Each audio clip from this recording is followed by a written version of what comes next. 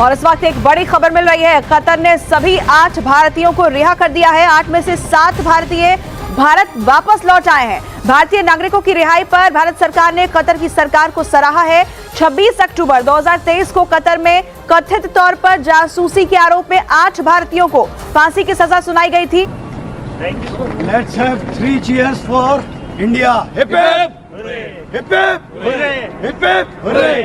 भारत माता की जय, भारत माता की जय, भारत माता की जय। Thank you. ये बहुत बड़ी एक मैं समझता हूँ बड़ी डेवलपमेंट है। एक बहुत बड़ी डेवलपमेंट है जो मेरी जाती नजर के अंदर this is the beginning of India's new imperialism. अब मैं आपको एक और बात बताना चाहता हूं कि किस तरीके से भारत का जो रसूख है ना पूरी दुनिया में बढ़ रहा है डिप्लोमेसी का। सब कुछ मिला जुला के हमारे भाइयों को सजाए मौत से उस लिस्ट से हटा दिया दोस्तों। लेकिन इसके पीछे एक चीज है, सिर्फ एक चीज है, नेशनलिज्म है। उसके पीछे प्राइड है चीमा साहब। मोदी साहब के बच्चे लंदन में नहीं है। उनकी कोई ख्वाहिश नहीं है कि टोरंटो के अंदर अपने बच्चे को पीआर लेकर देनी है। उनकी कोई ख्वाहिश नहीं है कि दुबई के अंदर उनके विलास बने। उनकी कोई ख्वाहिश नहीं। Without the intervention of Prime Minister Modi, it wouldn't be. आज हम आपके सामने खड़े नहीं हो रहे होते अगर इंटरवेंशन नहीं होता at that level, highest level. And specially government of India, उनके अथक प्रयास से कि वो कंसिस्टेंटली लगे रहे and we are there in front of you. Thank you. आजकल ना बहुत ज्यादा बड़ी खबर है कि 8 नेवी ऑफिशियल्स थे, फॉर्मर नेवी ऑफिशियल्स, कतर में उनको डेथ सेंटेंस मिली थी, इंडिया के थे, लेकिन 2-3 महीनों में वो जो डेथ सेंटेंस थी वो रिवर्स हो गई। जो कि नहीं होता। कितनी बड़ी डिप्लोमेटिक विन है इंडिया की। जय हिंद दोस्तों। तो आप लोगों को पता होगा जब हमारे 8 पूर्व नेवी के ऑफिसर्स को फांसी की सजा सुनाई गई थी तो पाकिस्तान में बहुत सहनाइयां बजी थी। बहुत धूमधाम से इन्होंने सेलिब्रेट किया था कि भारत के 8 जवानों को अब तो फांसी की सजा हो गई। और दोस्तों ये कतर जैसे देश सरिया कानून से चलते हैं। एक बार इनमें जिसको सजा हो जाती है तो बहुत मुश्किल ही होता है कि सजा को माफ कराया जाए। इसलिए पाकिस्तानी बड़े खुश थे, केक शेक खा रहे थे, सहनाइयां बजा रहे थे। लेकिन दोस्तों जब पाकिस्तानियों को पता चली ये बात कि प्रधानमंत्री नरेंद्र मोदी जी ने इस मामले को पर्सनली लिया और कतर के शेख अमीर से कहा कि भाई अगर आपके पास सबूत नहीं है तो हमारे जवानों को छोड़ो, ठीक है। सबूत दिखा नहीं पाए और छोड़ दिया। और जब ये बात पाकिस्तानियों को पता चली, लिटरली कई पाकिस्तानी तो टीवी चैनल्स पे रो रहे हैं।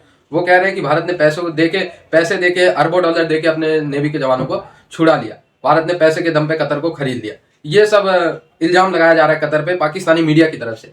कई तो दोस्तों ये कहते हुए नजर आए कि कतर को भारत के लोग ही चला रहे। ऐसा मुझे पहली बार पता चला कि कतर में जो भारतीय बिजनेसमैन है उनका इन्फ्लुएंस बहुत ज्यादा है। लेकिन फिर भी दोस्तों ये सब बात बिल्कुल नहीं है। ये भारत की डिप्लोमेटिक जीत है।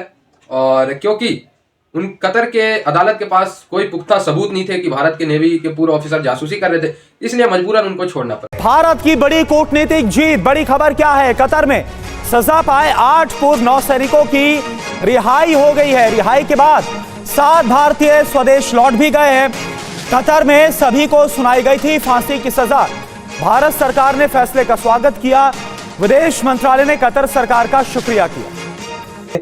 कतर में 8 भाई डेथ पेनल्टी से छूटे, यानी कि उनके ऊपर प्रेजेंट टाइम अभी लागू है, डेथ पेनल्टी से छूट गए वो। या फिर यहां पे अबू धाबी में मंदिर बनवाने की बात है। इसके पीछे कौन है? इसके पीछे भारत की डिप्लोमेसी है।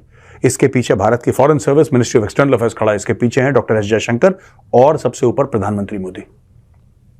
यह है भारत की डिप्लोमेसी। आज की पूरी कहानी भारत की डिप्लोमेसी पे थी।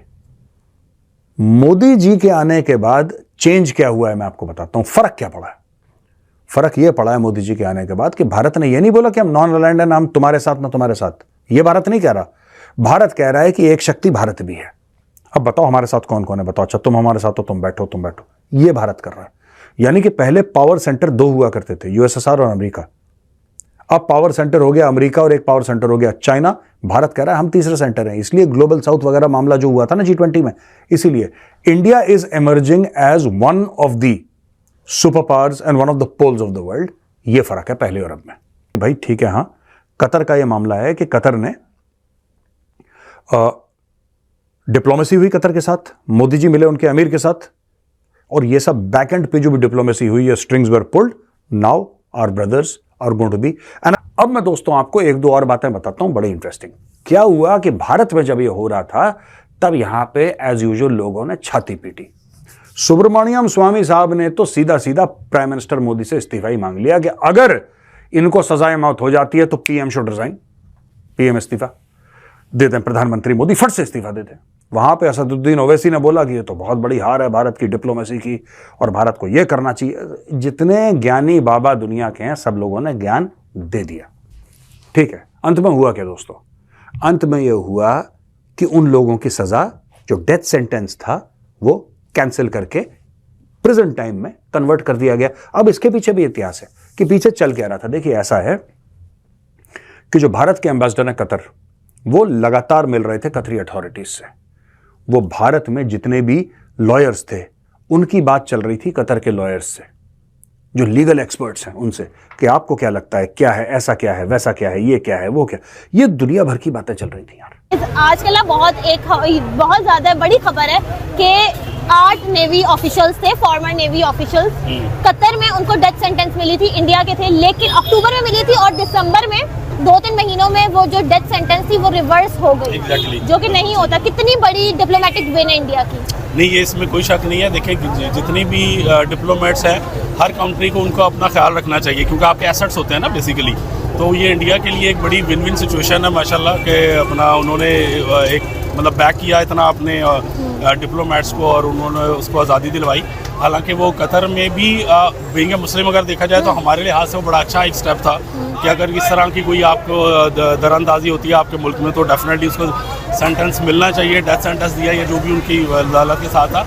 लेकिन इंडिया के प्रैक्टिस वगैरह देखें तो डेफिनेटली एक अच्छी उनकी स्ट्रेटजी है, जिसकी वजह से कि उन्होंने मतलब अपना जो है वो।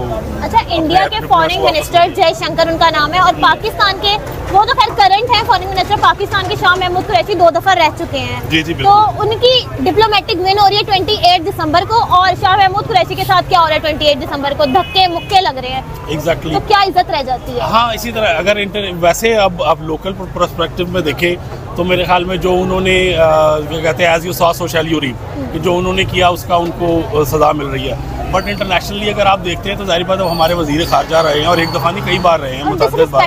तो ऑब्वियसली तो उस पॉइंट ऑफ व्यू से जाहिर बात है कि वो जंग हसाई होती है पूरी दुनिया में। तो ये चीज़ इस तरह नहीं होनी चाहिए। बहरहाल जो उनके साथ हुआ वो ठीक है। आप अगर अदालत ने उनके साथ किया या जो भी उनको मिलनी थी सज़ा वगैरह उसको, लेकिन ग्रेसफुल तरीके से होना चाहिए सारा। ये जो प्रोसेस है मतलब धक्काबाजी हुई, जिस तरह के अभी टीवी भी मैंने देखा कि उनको धक्के दे के और उनको बिठाया वो किया, वो इट्स डेफिनेटली वो हमारा अच्छा एक इमेज इंटरनेशनल ने नहीं जाता। तो ये चीज़ नहीं होनी चाहिए। हर एक की रिस्पेक्ट अपनी जगह पे है, तो हमें इस चीज़ का डेफिनेटली ख्याल रखना चाहिए। बाकी अगर उनके साथ जो सज़ा मिल रही है, जो हो रही है, वो जाहिर बात है जो उनके काम है उस हिसाब से। इंडिया का एक था यहाँ पे कलभूषण जाधव उनका नाम था, पाकिस्तान ने उनको प्रिजन में रखा और इंटरनेशनल कोर्ट में एक केस भी चल रहा है, लेकिन आज तक हम प्रूफ नहीं कर पाए कि वो स्पाई है। तो ये पाकिस्तान की ना एली है या फिर इंडिया की एक और डिप्लोमेटिक विन है? ये इंडिया का जो इमेज है इस वक्त पूरी दुनिया में वो हमसे बेहतर है, सिर्फ उनकी अपनी पॉलिसीज़ की वजह से। क्योंकि हम कहते हैं कि हम बहुत बड़ी डेमोक्रेटिक सोसाइटी है, अदरवाइज असूलन हम हैं नहीं बेसिकली देखा जाए। तो यही वजह है कि वो डिप्लोमेटिकली बहुत ज़्यादा अच्छा तरीके से अपनी चीज़ों को पोर्ट्रे करते हैं और उसके साथ वो उनको उसका एज भी मिलता है, एडवांटेज मिलता है बहुत सारी चीज़ों में। आप क्रिकेट में देख लें, खेल में देख लें, सियासत में देख लें, हर चीज़ में उनको हमारे डिप्लोमेट्स इतने इर्रेशनल क्यों हो जाते हैं? हमारी पॉलिसीज़ ठीक नहीं है ना। बेसिकली देखें, किसी भी कंट्री का जो सक्सेस होती है वो उसकी पॉलिसीज़ होती है। अगर हमारी पॉलिसीज़ अच्छी नहीं है तो हमें ये दिन देखने पड़ रहे हैं ना। अगर हमने अपना वकार बुलंद किया होता इंटरनेशनली मार्केट में। तो दोस्तों, बहुत बड़ी ये सफलता है भारत की। पाकिस्तान में इस पे मातम का माहौल है। दोस्तों, मैं लिटरली कई पाकिस्तानी चैनल्स के वीडियो आपको दिखा नहीं सकता, वो तो रो गए हैं पूरे। कतर के शेख को गालियां दे रहे हैं कि ये तो बिक गया, ये तो पैसों के लिए, ये तो भारत बहुत बड़ी मंडी है इसलिए नहीं इसलिए छोड़ दिया। और भी तरह तरह के काफिर हैं। एक आदमी ने तो काफिर बोल दिया, मौलाना कह रहे कि नहीं कतर इस्लामिक नहीं है। मतलब ये ऐसे ऐसे इल्जाम लगा रहे कतर पे कि जैसे कतर से कट्टर इस्लामिक ये खुद है। जबकि दोस्तों, कतर, यूएई, सऊदी अरेबिया माना जाता है कि इस्लाम का जन्म ही यहाँ पे हुआ। ये बांग्लादेश, पाकिस्तान, अफ्रीकन मुस्लिम ये सब कन्वर्टेड है। तो दोस्तों, इन पाकिस्तानी जो मदरसे की सोच में, वो भी पता नहीं कौन से मदरसे में पढ़ते हैं कि इनका ब्रेन वॉश हो जाता है। और जो भी है, बहुत बड़ी डिप्लोमेटिक जीत है। इस समय वर्ल्ड मीडिया में प्रधानमंत्री नरेंद्र मोदी जी का ही चर्चा चल रहा है और इस खबर को लेकर कि प्रधानमंत्री नरेंद्र मोदी जी की वजह से ये जो हमारे 8 नेवी के पूर्व ऑफिसर्स थे उनको छोड़ा गया। क्योंकि दोस्तों, वैसे तो ये जल्दी पकड़ते नहीं है, रूल इनके स्ट्रिक्ट होते हैं। कतर वगैरह जैसे देश में, गल्फ नेशन में वैसे जल्दी किसी को पकड़ा नहीं जाता है, और जब एक बार पकड़ लिया जाता है और जो उनको सजा सुना दी जाती है उसको रोकना लगभग नामुमकिन हो जाता है।